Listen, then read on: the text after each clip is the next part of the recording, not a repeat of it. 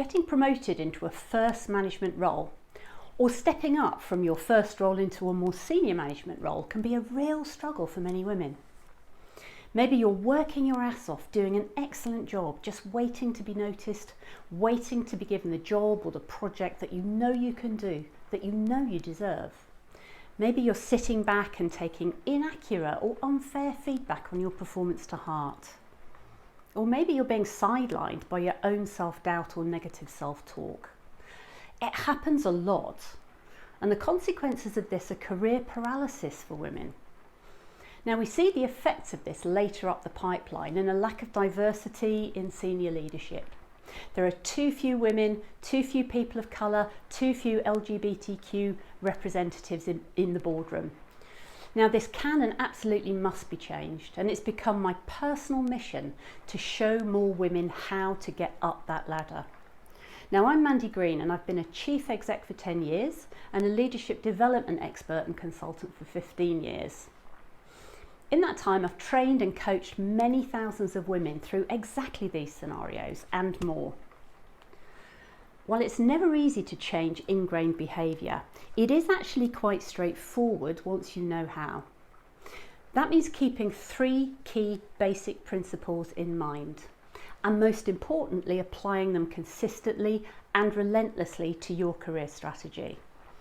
So let's take a look at those principles. Number 1, know what you can control. Now, I've noticed that many of the women I've worked with seem blind to those behaviours that keep them stuck in a rut. They hide or they minimise their achievements behind a mask of, oh, it's not quite right yet, or maybe, it wasn't just me, it was a team effort. So they strive for perfection and wait for other people to notice all the hours and the effort that they're putting in. Now, don't get me wrong, we should not be blaming women for this. This is not a personal deficit at all, but it is the result of a pervasive and invisible social conditioning. Being a good girl, be nice, be caring, comply with everything that's expected. Don't be bossy, don't make a fuss. These things are not expected of boys. Boys tend to be rewarded for pushing themselves forwards, taking more space, taking more risks, and taking more control. Now, obviously, this has a downside for many of the guys too, but that's a different story. And one day I'd love to work with men on this one too. But for now, let's turn back to women.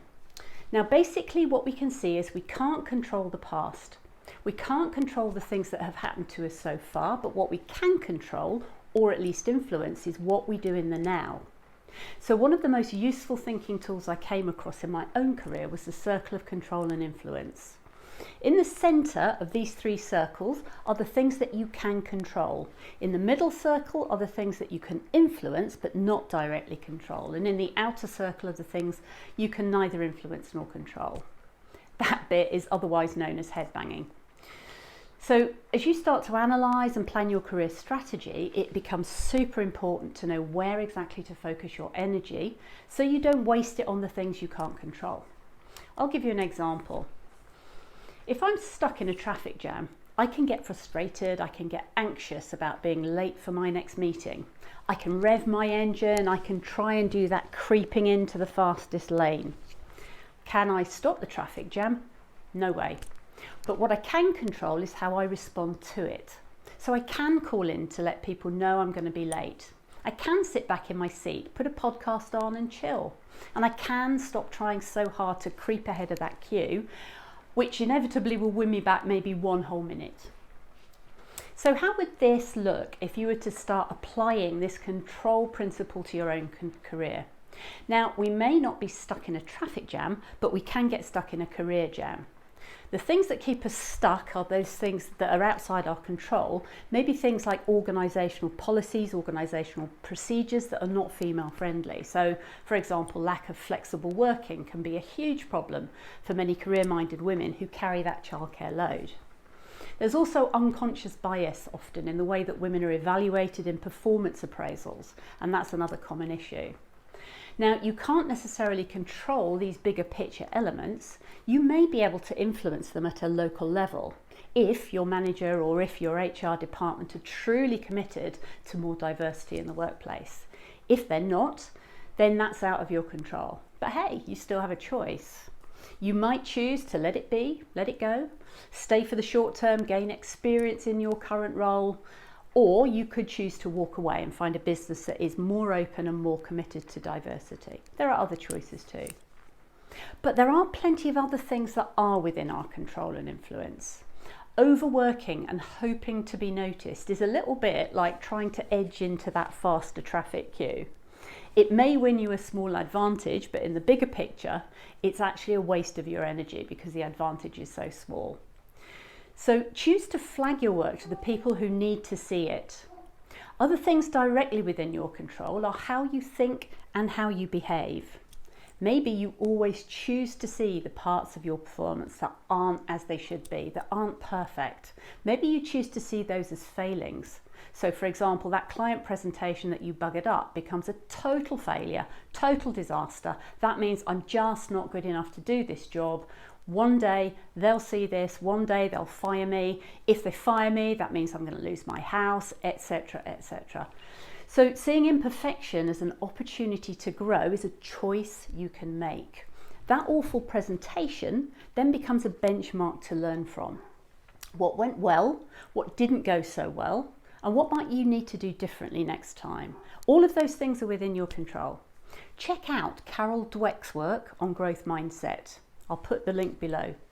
This approach will keep you firmly in the centre of control.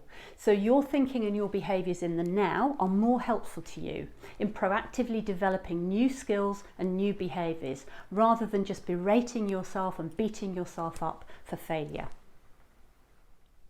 Principle number 2, what got you here won't get you there. This is the title of a famous book by Marshall Goldberg, written for high-performing leaders, and he suggests that the same behaviours that help people achieve high positions often undermine them as they try and move forwards in their career. He highlighted habits such as using anger or disapproval or to make a point or to be heard. And another common habit he talks about is telling the world how smart you are, which can gain you traction in your early career, but becomes a huge Achilles heel for many modern leaders. Now, interestingly, over 80% of Goldberg's clients were men, and the habits he focuses on in his book are almost the polar opposites of the kind of habits that many women have relied on to get them into their first career level. So if we take those two habits, for example, that he mentions, we can see that if we flip them, then rather than strong-arming their way up the career ladder by force, women habitually tend not to speak up enough about their own opinions and their own thoughts. So rather than telling the world how brilliant they are, women tend to be more self-effacing, more humble, or even shy of advocating for their own achievements. Now, these are the ingrained behaviours that keep many of us stuck in a rut. Goldsmith's since worked on an updated version of his book with Sally Helgeson called How Women Rise, which is a must read. Again, I'll put the reference below. And they outline 12 habits which have actually worked well for us so far in getting to this place, but will absolutely keep us chained down if we want to go any further. These habits include overthinking, people-pleasing, perfectionism, not enlisting allies, overvaluing expertise and not claiming your achievements and skills. And there are more. Now, all of these are falling into that element of things that we can control. Habits that need to be firstly brought to our awareness, and then we need to create new habits that will serve us better. When I look back on my career path, not just at the start, but pretty much all the way through to chief exec level, I can see most of these habits as things that prevented me from being the best version of myself. In my case, it was the dreaded perfectionism and overvaluing expertise that really sucked my energy. I would literally spend days poring over accountancy spreadsheets, trying to perfect my understanding of every single aspect of the numbers, trying to protect myself from imaginary challenges to my strategy, and literally thinking that in order to do this, I had to know everything that a business accountant would have spent 20 years mastering. What a total waste of time. At the root of this, of course, was self-doubt. You know, if I don't have everything perfect, they'll find me out. They'll know they've made some terrible mistake because I can't do it. This is a highly stressful and pointless way to spend time. I would have been much better off acknowledging the real accountant's expertise and just simply getting on with the job of making the business great. So the real lesson here for me was in keeping my eyes up on the bigger picture. But it was always my attention to detail and my high quality work that had won me the role in the first place. So just start thinking now, what are the habits that got you here into your current role that you might need to ditch? What are the new habits that you would like to create that will serve you better? Oh, and read How Women Rise. It's absolutely brilliant.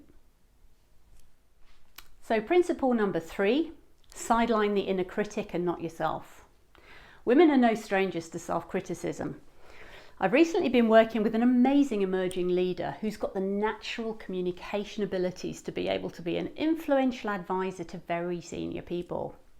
She can get people on side with empathy, with common sense, and she is an incredibly inspiring public speaker. So she sounds like a shoo-in for a promotion for a senior role, right? Wrong. She spends sleepless nights listening to her inner critic beating her up for being a fraud, for faking it, and for really not being good enough to do the job that she does. It's a common scenario. Now, we all have inner critics, women and men alike, and actually they can be quite useful to help keep our ego in check, or perhaps to keep us safe from putting ourselves in risky situations. But when your inner critic is running riot and attacking everything that you do, this is not helpful. So the critic makes us doubt ourselves when we don't need to, and prevents us from going for those opportunities that will bring us real fulfillment or prestige. The costs of an out-of-whack critic are enormous. Ideas not shared, new projects or businesses not started, skills and talents underused or laying dormant, and potential not being reached. So managing that inner critic is super important for moving forwards. Without doing that, you'll probably stay stuck, and this is definitely within your control and influence. Now, the goal isn't to get rid of the critic. We can't do that because it's actually part of us. It's our experience, our past. But the idea is to notice when it appears and understand what the triggers for it are. So maybe it's triggered when someone asks you a challenging question in a meeting, or perhaps when you've internalized a well-meant but highly subjective bit of feedback from your manager. So rather than allowing the "I'm crap at everything" dialogue to happen in your head, dispute it, challenge it.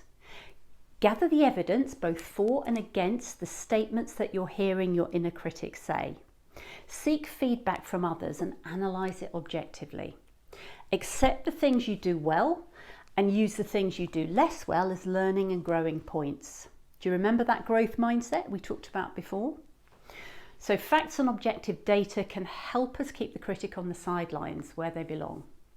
Sure, they'll still yell at you and heckle at you from the sidelines, but you don't have to listen. You don't have to believe what it's saying. So put yourself in the driving seat and reformulate the situation so that it's a true reflection of you. And above all else, stop beating yourself up. You wouldn't do it to anyone else, so please don't do it to yourself. So there you have it, my top 3 principles for getting unstuck in your career and changing some of those unhelpful habits of thinking and behaviour. Know what you can control, what got you here won't get you there, and sideline the critic, not yourself. These things absolutely work for sure if you apply them.